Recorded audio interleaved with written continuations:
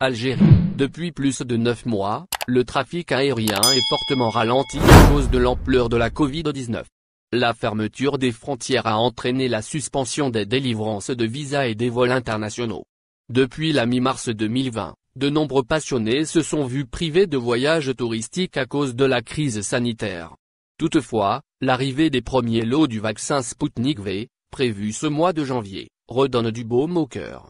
Dans l'espoir d'une proche réouverture des frontières, les Algériens brûlent d'impatience de voir les vols internationaux et la délivrance des visas reprendre, rapporte le média spécialisé Visa Algérie.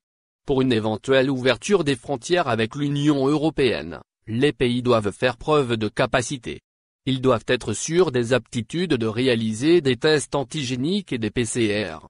Mais aussi, la gestion de la quarantaine des cas suspects ou confirmés et la mise à jour des données fiables liées à la situation sanitaire sur leur territoire respectif. Ce qui porte à croire que finalement, seules les campagnes de vaccination permettront de reprendre les vols internationaux. En Europe, la campagne de vaccination a débuté le dernier décembre. Toutefois, la vaccination de la majorité de la population européenne risque de prendre du temps. Et ce, en raison de l'insuffisance des capacités de production des vaccins.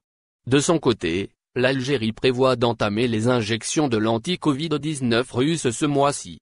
Le pays ne pourra pas vacciner tous ses citoyens. Pour cause, rappelons-le, le gouvernement a commandé seulement 500 000 doses. Ce qui reste très faible. D'autant plus, l'antidote acquis par notre pays risque de poser problème. Des pays européens ou encore les USA pourraient probablement exiger aux touristes d'avoir recours au même type de vaccin que le leur. Voilà à quoi les voyageurs algériens peuvent s'attendre en 2021. Il est indispensable de se munir d'un visa pour se rendre dans certains pays. Cependant, en Algérie comme ailleurs, la crise pandémique et le protocole sanitaire fait traîner le traitement des demandes de visa. Les consuls envisageraient d'autres types de visas, les mois à venir. Plusieurs pays ont rendu obligatoire le test PCR, c'est l'une des conditions d'accès. L'Australie exige même que ses visiteurs soient vaccinés contre la Covid-19 avant d'entrer sur son territoire. L'Europe peut très bien s'en inspirer. Selon la dite source, la France comme l'Allemagne enjoindraient les demandeurs de visa Schengen de se faire vacciner. Et ce, pour leur permettre d'embarquer. Les autres ambiguïtés primordiales sont l'obligation vaccinale et le prix des billets. Les citoyens algériens pourraient voir le coût de leurs billets augmenter. Les difficultés budgétaires des compagnies aériennes et maritimes en 2020 laissent penser cela. Si les aéronautiques adoptaient la distanciation sociale durant leur vol, les billets d'avion pourraient croître de 43% à 50%. C'est en tout cas ce qu'a estimé l'IATA. Outre la hausse des prix des billets, les voyageurs pourraient faire face à la flambée de l'euro. Dans les secteurs formels et informels, le dinar connaît une érosion historique. En 2020, la monnaie algérienne a perdu 22% de sa valeur face à la monnaie de l'UE. Elle a aussi chuté de 11% face au dollar américain. Le coût de la vie des Européens s'est aggravé ces derniers mois à cause de la crise sanitaire.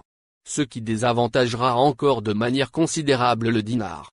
En attendant une possible reprise des liaisons aériennes, un grand nombre de voyageurs favoriseront le tourisme local et celui des pays voisins.